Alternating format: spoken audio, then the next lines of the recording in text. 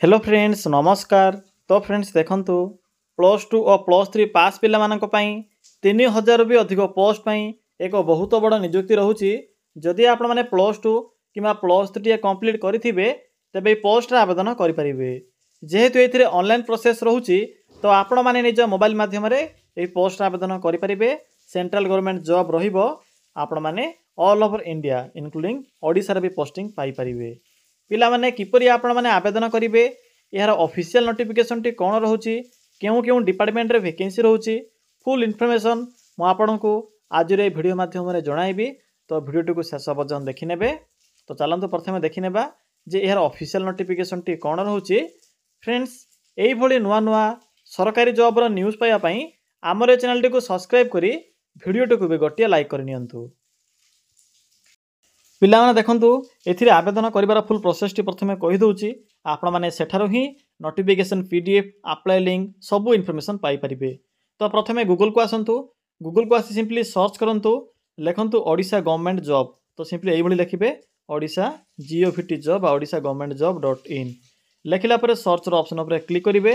Click कला परे आपनक सम्मुखरे प्रथमे ही ओडिशा जीओवीटी जॉब रो साइट शो हेबो। सिंपली साइड रो लिंक ऊपर क्लिक करिवे। क्लिक करंतु पिला माने क्लिक कर सारा पर आपण सम्मुखें यही एक इंटरफेस टी शो हेबो। तो देखंतु प्रथमे ही ऑप्शन अच्छी मैट्रिक और +2 पास जॉब। जो मैंने भी मैट्रिक और +2 पास करथिबे सेमानंकपई एई सेक्शन रे रहूची जॉब गुड़िक। यहाँ पर मुझे +3 पास विषय कहबी। तो देखंतु ए मैट्रिक और +2 पास रो ऑप्शनल लिंक ऊपर प्रथमे क्लिक करंतु।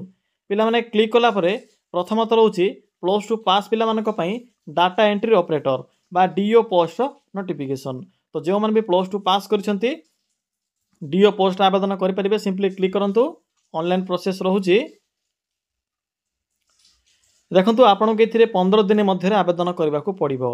अक्टोबर 15 पर्यंत यार डेट रहूची। सैलरी आपन के एथिरे 20 रु 25,000 पर्यंत मंथली बेसिस रे मिली परिबो। क्वालिफिकेशन केवल +2 पास रहूची। मु आपन को शॉर्ट इन्फॉर्मेशन कहि दोची आवेदन करिवारो। देखंतु एठरे पीडीएफ लिंक अछि, एप्लिकेशन फॉर्म मिल जिवो। या सहित एक ईमेल एड्रेस मिलिबो। सिंपली से ईमेल एड्रेस रे फॉर्म टी को फिलअप करी पठाइबे। बस एतिकी काम रहूची। यहाँ पर बैक आसंतु। बैक आसिला परे आपन को पंचायत स्तर रे सीईओ और अकाउंटेंट पोस्ट रो नोटिफिकेशन देखिबा को मिलिबो। एथिरे भी +2 और +3 पास रहिबो। +3 पास करथिले सीईओ बा चीफ एग्जीक्यूटिव ऑफिसर आवेदन करि परिबे और अकाउंटेंट पई +2 पास रहूची। सिंपली क्लिक करंतु पिला माने। देखंतु क्लिक कला परे आपन को प्रथमे एहारो डेट देखा मिलिबो। यहाँ पर क्वालिफिकेशन देखा मिलिबो। +2 पास करथिले भी बा 10+2 पास करथिले भी आपण माने एही पोस्ट रे आवेदन करि परिबे। बाकी 18 वर्ष होची मिनिमम एज लिमिट। देखंतु जेते भी +2 लेवल रो जॉब रहूची सब पोस्ट पई 18 वर्ष मिनिमम एज लिमिट रहिबो। तो सेही अनुसार आवेदन करि परिबे। देखंतु किपरि आवेदन करिवे। एठरे भी आपन को पीडीएफ लिंक मिल जिवो। या सहित एप्लिकेशन फॉर्म मिलिबो। या सहित ईमेल एड्रेस मिलिबो। से ईमेल एड्रेस से फिलअप करी सिंपली पठाइबे। मु आपन को एक डेमो टी शो करे दोची। तो सिंपली पीडीएफ लिंक ऊपर क्लिक करंतु। पिला माने पीडीएफ लिंक ऊपर क्लिक कला परे आपन को सीईओ और अकाउंटेंट रो लिंक देखिबा को बा नोटिफिकेशन देखिबा को मिलिबो। देखंतु सीईओ पोस्ट पई तो आपन को डिग्री पास रहूची, एमबीए हो किबा पीजी हो किबा आपन माने जदी +3 जदी कंप्लीट करथिबे डिफरेंट आपन को कैटेगरी अनुसार तो से अनुसार आवेदन करि परिबे। एवं +2 पास करथिले 8टी पोस्ट होची अकाउंटेंट रे आवेदन करि परिबे। तो देखंतु यह होची प्रोसेस एथिरे आवेदन करिवारो। या पर सिंपली बैक आसंतु। ए तो गला +2 लेवल रो जॉब गुडो इन्फॉर्मेशन। बाकी देखंतु केवल महिला बा वुमेन मानक पई मिशन शक्ति अंडर रे जहा कि आपनकर डब्ल्यूसीडी ओडिशा जहा कि women and child development government of Odisha तरफ रु पाखा पाखी 2000 प्लस पोस्ट रहूची +2 पास पिला मानक पई। मन रखिबे +2 पास फीमेल बा महिला प्रार्थी मानक पई ए पोस्ट रहिबो। सिंपली क्लिक करंतु जो माने भी इंटरेस्ट रखुछंती आवेदन करिवा पई। एथिरे आपनकर डिस्ट्रिक्ट वाइज लिंक मिल जिवो। एथिरे आपनको अप्लाई ऑनलाइन मोड देखिबा को मिलिबो। तो जो डिस्ट्रिक्ट भी आवेदन करिया पई चाहउछंती सिंपली एटा क्लिक करी आपण माने आवेदन करि परिबे। एज या सहित सैलरी सिलेक्शन प्रोसेस एप्लिकेशन फी सब मेंशन अछि। जीरो फी रहउची। आपनको टंका टे भी जतटे भी म आपनको जॉब रो इन्फॉर्मेशन आज प्रोवाइड करिबी आपनको कोनोसी प्रकार फी देबार आवश्यक नाही। मागणा अप्लाई जहाँ भी प्रोसेस होची सेही जॉब रो इन्फॉर्मेशन ही आज रे वीडियो रे मु प्रोवाइड करिबे। तो निश्चित रूपे आपण माने आवेदन करिवे कारण कोनोसी प्रकार फी नाही। तो आपनकर काम होची ट्राई करिबा। सिंपली ट्राई ही करिवे। जदि आपनकर भल परफॉर्मेंस रोचे तो सिलेक्शन पाई परिबे। पिला माने बैक आसंतु मैं आपन कहली +2 पास रो 3टी जॉब रो इनफॉरमेशन एबे सिंपली बैक आसंतु पिला माने बैक आसिला परे आपन को लेटेस्ट जॉब रो सेक्शन रे देखि परथिबे एसएससी तरफरु सीपीओ एसआई रिक्रुटमेंट रोची 3073 पाखापाखी 73 पाखापाखी पोस्ट रोची +3 पास पिला मानक पई। सेंट्रल गवर्नमेंट जॉब रहिबो सब इन्स्पेक्टर पोस्ट रोची +3 पास करथिला आवेदन करि परिबे। तो देखंतु पिला माने बोथ मेल और फीमेल मानक पई एथिरे वैकेंसी रोची देखि परथिबे सब इन्स्पेक्टर एथिरे एग्जीक्यूटिव जाकी दिल्ली पुलिस रे रोची मेल मानक पई या सहित फीमेल मानक पई 70 टी पोस्ट रोची। मेल मानक पई 14 टी पोस्ट होची।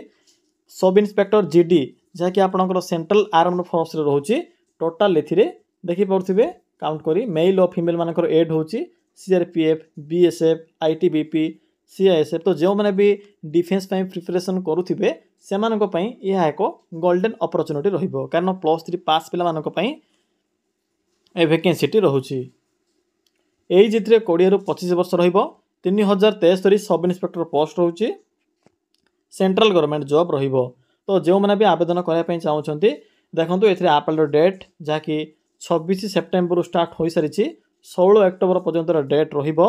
एग्जाम डेट आपनकर नवेम्बर किंबा डिसेंबर 2025 रे ही आपनकर प्री एग्जाम होई जिवो जहा कि एथिरे मेंशन अछि।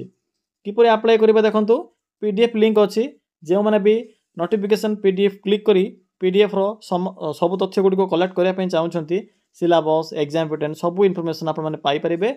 शेषरे बा मझिरे अप्लाई लिंक अछि अप्लाई लिंक ऊपर क्लिक करी सिंपली अप्लाई करि परिबे। तो पिला माने या थिला +3 पास जॉब रो इन्फॉर्मेशन। यहाँ पर देखंतु +2 पास में रोची आईसीएआर जहा कि कृषि ऑफिस अंडर रे को वैकेंसी रोची +2 और +3 पास पिला मानक पई। तो जो माने भी आवेदन करया पई चाहउछंती एठरे क्लिक करी चेक करि परिबे। तो फ्रेंड्स देखि परे डिफरेंट टाइप रो पोस्ट होची या पर लॉर्ड मोर रो ऑप्शन ऊपर क्लिक करिवे। क्लिक कला पर देखंतु एठरे एक ऑप्शन अछि तहसील ऑफिस जिला तहसील ऑफिस अंडर रे एक वैकेंसी रोची। एथिरे आपनकर assistant MIS assistant chief executive officer भली डिफरेंट टाइप रो पोस्ट रहिबो।